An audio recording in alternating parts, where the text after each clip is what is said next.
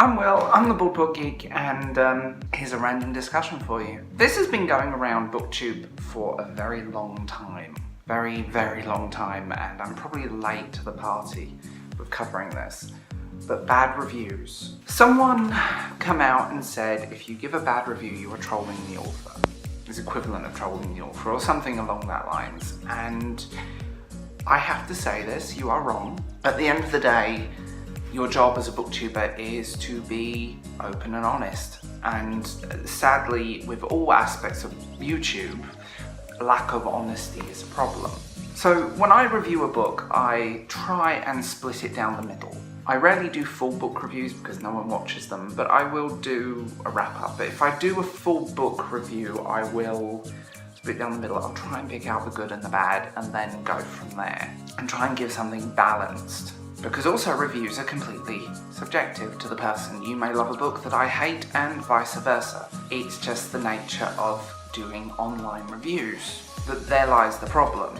Another thing that has come up,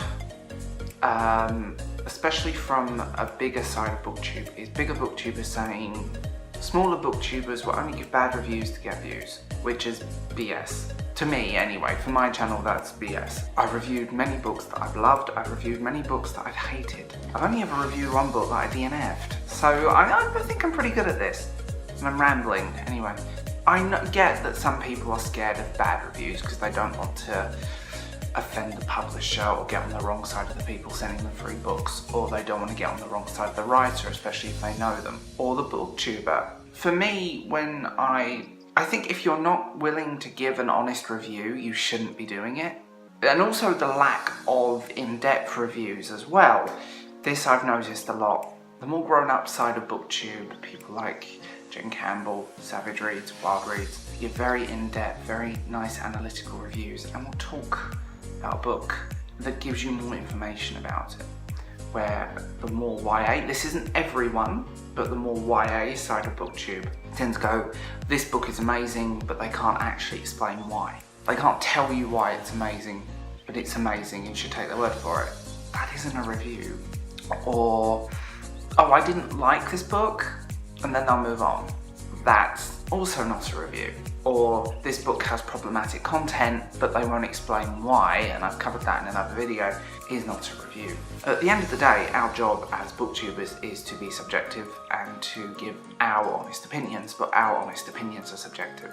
We may love something, we may hate something, but that's it. Booktube will always be that weird mix, I think, of different ways of reviewing and different ways of talking about novels. But you have to give honest reviews. My rule is give an honest review and I will say what I think, and that annoys a lot of people, but I'm not being true to myself. You know, I did a video review of Zenith, and I was one of the few booktubers to do a video review of Zenith because of the sort of review embargo on that book. And I was honest about it, and my God, it was like opening the gates of hell. Hate mail, hate comments of these people, and I'm like, oh, great. That has made me very nervous about reviewing, especially from certain big writers. But I stand by that review. I stand by every review that I've done. I've never been paid to review a book. Money has never changed hands. I've never been sponsored to review a book. And I also find that very interesting. If you're sponsored to review this book, how can I take your opinion seriously if you're being paid to review it? I think that crosses a line a little bit because you're not probably going to be 100% honest in that review because you don't want to annoy the people that are paying you money. The other side of this is booktube has a lot of power, especially the bigger booktubers have a shocking amount of power, which is a little bit worrying.